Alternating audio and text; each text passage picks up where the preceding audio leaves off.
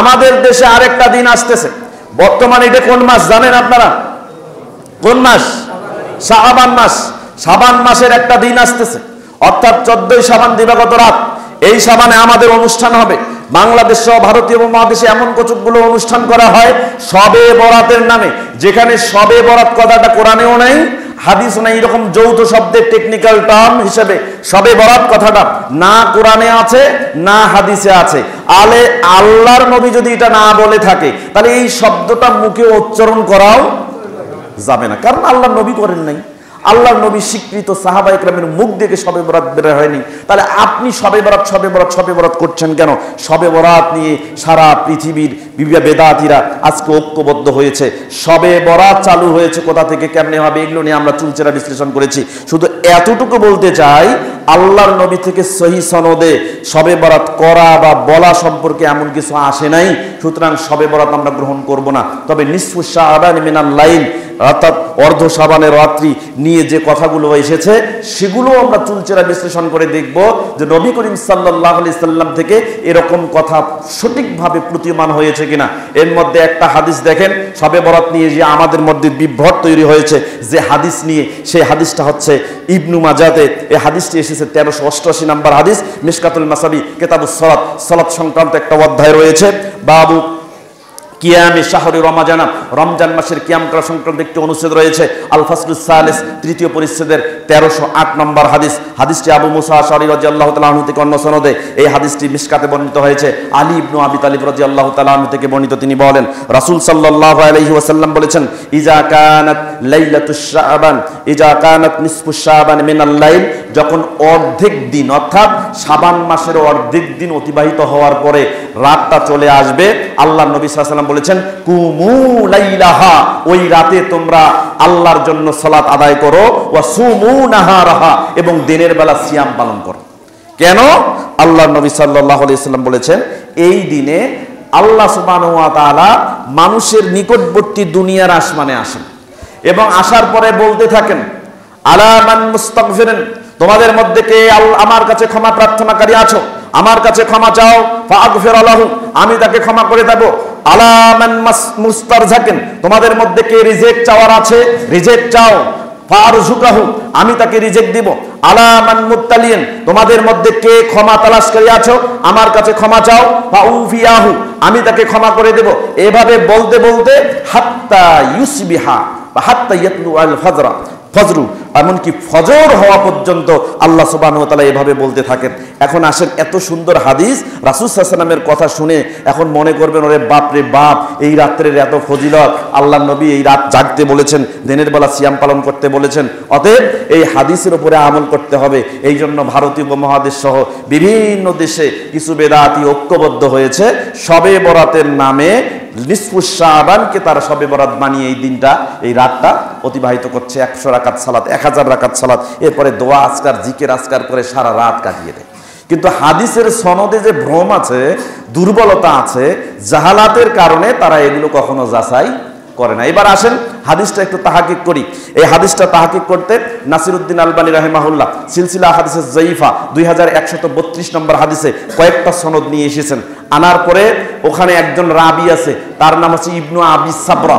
যে ইবনু আবি সাবরা নামে ইমাম আহমদ ইবনে হাম্বল, যিনি 164 হিজরিতে জন্মগ্রহণ করেছেন, 241 হিজরিতে ইন্তেকাল করেছেন। আজ থেকে 1250 বছর পূর্বে ইমাম আহমদ ইবনে হাম্বল ওই ইবনু আবি সাবরা থেকে হাদিস গ্রহণ করেন নাই। তিনি বলছেন, এই ইবনু আবি সাবরা এ হচ্ছে জাল, ফেক রাবি। এ কি করে, মাঝে মাঝে কিছু হাদিস নিজে নিজে তৈরি করে। এজন্য ইবনু মাইন তিনিও বলেছেন, এই লোকটি হাদিস মিথ্যা বানিয়ে বানিয়ে বলে, বিধায় কোনো মুহাদ্দিস তার নিকট থেকে হাদিস গ্রহণ করেন নাই। এজন্য নাসিরউদ্দিন আলবানী রাহিমাহুল্লাহ এর সনদ যাচাই করে বলছেন, ওয়া সনাদুহু ওয়াহিন জিদ্দান, এর সনদটা একেবারে বাজে, ঘৃণিত সনদ। এই সনদের চেয়ে ঘৃণিত সনদ আর দুনিয়ার বুকে নেই। তাই ইবনু আবি সাবরা জাল হাদিস বানিয়ে এই হাদিসটাও বলেছেন, বিধায় এই হাদিসটি জাল, এই হাদিসের উপর আমল করা যাবে না। কিন্তু এই হাদিসের উপর আমল চলছে। আর এই হাদিস যদি আপনি মেনে নেন আপাতত দৃষ্টিতে, এই হাদিসটা একটা সহিহ হাদিসের বিপরীত। আল্লাহর নবী মুহাম্মদুর রাসূলুল্লাহ সাল্লাল্লাহু আলাইহি ওয়াসাল্লাম স্পষ্ট ঘোষণা করেছেন যে আল্লাহ সুবহানাহু ওয়া তাআলা দুনিয়ার আসমানে নামেন নির্দিষ্ট দিনে না প্রতি রাতে।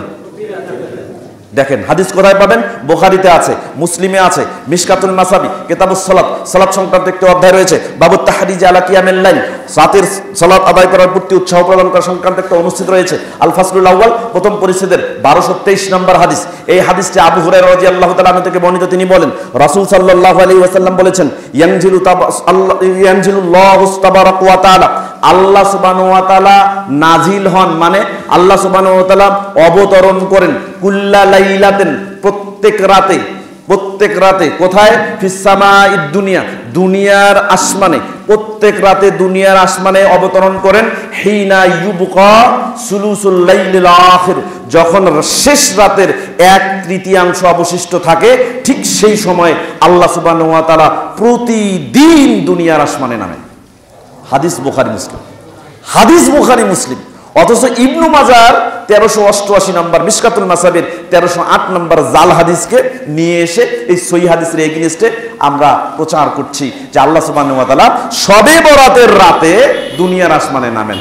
এই দেখেন, একই কথা, দুনিয়ার আসমানে শবে বরাতের রাতে নামে কি করেন? যে মানুষকে ডাকেন যে তোমাদেরকে ক্ষমা চাও, ক্ষমা করে দেব, তোমাদেরকে রিজেক্ট চাও, রিজেক্ট করে দেব। অথচ সহিহ মুসলিম, বুখারী মুসলিমের হাদিসে আল্লাহর নবী স্পষ্ট বলছেন, প্রতি রাতে আল্লাহ সুবহানাহু ওয়া তাআলা দুনিয়ার আসমানে নামেন।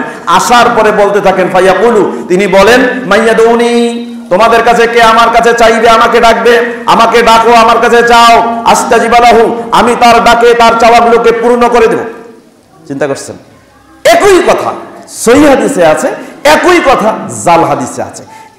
শুধুমাত্র পার্থক্য হচ্ছে আল্লাহর নবী স্পষ্ট ভাষায় বলেছেন, দুনিয়ার আসমানে আল্লাহ অবতরণ করেন প্রতি রাত, যখন রাতের শেষ 1/3 অবশিষ্ট থাকে। আর জাল হাদিসে আছে আল্লাহ সুবহানাহু ওয়া তাআলা দুনিয়ার আসমানে নামেন কোন রাত্রিতে? যদি প্রকৃতপক্ষে আপনি ইত্তেবাউন নবী, নবী করিম সাল্লাল্লাহু আলাইহি ওয়াসাল্লামের ইত্তেবাতে বিশ্বাসী হন, আল্লাহর নবীর ইত্তেবা করেন, তাহলে কথাটাকে ঠিক সেভাবেই যাচাই করতে হবে যে হুবহু কথাটা আল্লাহর নবীর কি ছিল, হুবহু কথাটা আল্লাহর নবীর কি ছিল, এটা আপনাকে যাচাই করে নিতে হবে।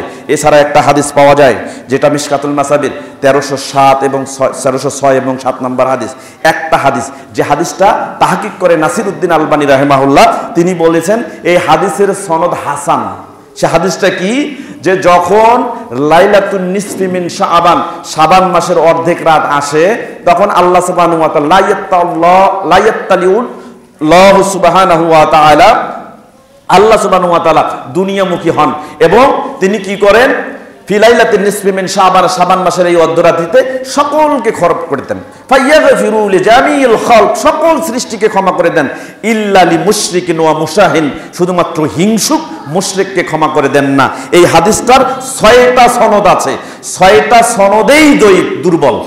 তারপরেও 6টা সনদ যেহেতু আছে, এই জন্য নাসিরউদ্দিন আলবানী রাহিমাহুল্লাহ বলছেন যে এই হাদিসের পরস্পর সনদগুলো পরস্পরকে শক্তিশালী করে, বিধায় এটা হাসান পর্যন্ত পৌঁছে। কিন্তু শোয়েব আর নাউদ রাহিমাহুল্লাহ এটার বিরুদ্ধাচরণ করে বলছেন এর সনদগুলো সবগুলোই জয়ীব হওয়ার কারণে কেউ কাউকে শক্তিশালী করতে পারে না, অতএব এই হাদিসের উপরে আমল গ্রহণযোগ্য নয়। অতএব বুঝে গেল শবে বরাত সম্পর্কে প্রচলিত নিয়মে যে দিনকে আমরা স্বীকৃতি দিয়েছি এবং লাইলাতুন নিসফি মিন শাবান অর্থাৎ শাবান মাসের অর্ধরাতের রাত, যেভাবে আমরা রাসূল সাল্লাল্লাহু আলাইহি ওয়াসাল্লাম থেকে জরুরি দুর্বল হাদিস এবং ফেক জাল হাদিসগুলোকে সামনে নিয়ে এসে আমাদের দেশের কতিপয় মুসলিম এই রাতটাকে প্রাধান্য দিয়ে ইবাদত করার নামে কিছু বেদাত করছে।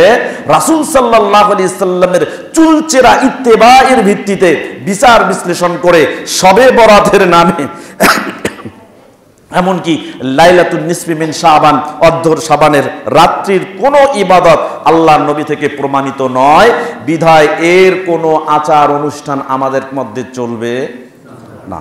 অতএব শাবান মাস নিয়ে লাইলাতুন নিসফি মিন শাবান এবং শবে বরাতের নামে যা আছে সবগুলো বেদাতি অনুষ্ঠান, এই অনুষ্ঠানে আমরা শামিল হব না। আল্লাহ এর থেকে আমাদের নিবৃত থাকার তৌফিক দান করুন, সকলে বলে আমিন।